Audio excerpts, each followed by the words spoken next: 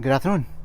So continuing on our Anona video, today let's specifically talk about Cherimoya. So in my opinion, while the mango and jackfruits go for the crown of being the king of fruits, I would imagine a lot of people will agree with me, but Cherimoya really is the prince of fruits. So what I've got here is a Cherimoya of unknown variety. It's in our front yard, so it's south facing. This particular guy is going a little over 2.5 years now. It was grown from seed. It did produce flowers, but being that it was, in my opinion, fairly young, I did strip all the flowers off of it. So Cherimoya there. Another one right here.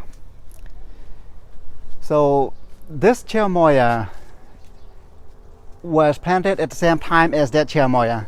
And yet this one is, this one's massive. This one is a lot bigger. That is life. You put two plants identical, you treat them identically, and nature takes over. So yeah, next year when it starts flowering, I'm gonna just let it fruit and just see what happens. So I'll take you to the backyard. Right. So here's the backyard. So this guy is an Orton Cherimoya. So Cherimoya really is the parent of the Edemoya, which is the offspring between a Cherimoya and a sugar apple. When you look at the leaves, you really can't tell them apart. But that's an Orton Cherimoya. Wanted to show you a couple more here. This is my forest of Cherimoyas. This particular guy is a Fino De Jete Cherimoya.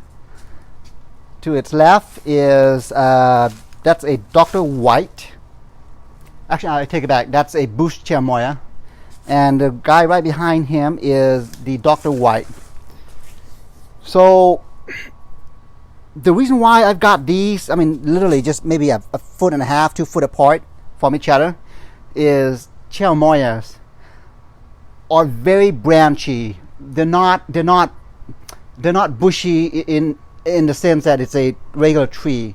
So I know as the branches grow, they will intertwine with each other, and it's not, a space is not really going to be an issue. A lot of the tips that I've mentioned to you last week about Edemoyas also apply to Cherimoyas, in that structurally they need a lot of support. The branches are very flexible and they're a bit brittle. So imagine, a 4-pound fruit on this guy. It's likely gonna snap the branches in half. So Cherimoyas are self-pollinating, just not in the Central Valley, and also probably not anywhere in the United States. Cherimoyas, the native environment that they originate from are up in the Andes Mountains, the Latin America Andes Mountains region. We're talking 5,000, 7,000 feet in elevation, which also translates to high humidity. So what I mean by self-pollinating is, in their native homeland, in their native regions, because of the humidity, once the flower develops, the first stage is a female, and then due to the high humidity, the next day, once the flower turns into a male, guess what? The pollens stick onto the flowers, and therefore it pollinates itself. And also, if it doesn't pollinate due to high humidity, there's also beetles in that region that pollinates these guys. But here in the Central Valley and likely United States, unless you're in a coastal region where you've got a very high humidity, then you're likely going to have to hand pollinate these guys. So yeah, so Cherimoyas, this is what they look like. Actually, I wanted to compare the difference between the Cherimoyas and the Edemoyas. If you could follow me back here.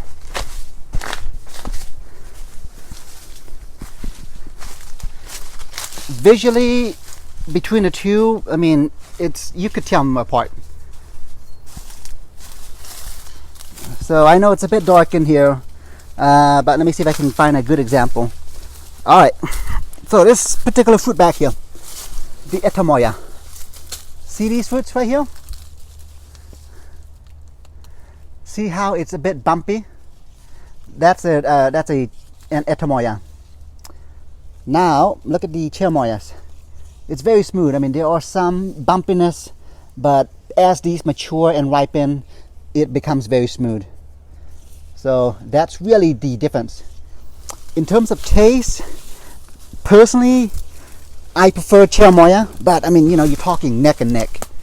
To me, Edemoya just has that funky aftertaste, which is not a deal breaker for me. But they're both very, very good.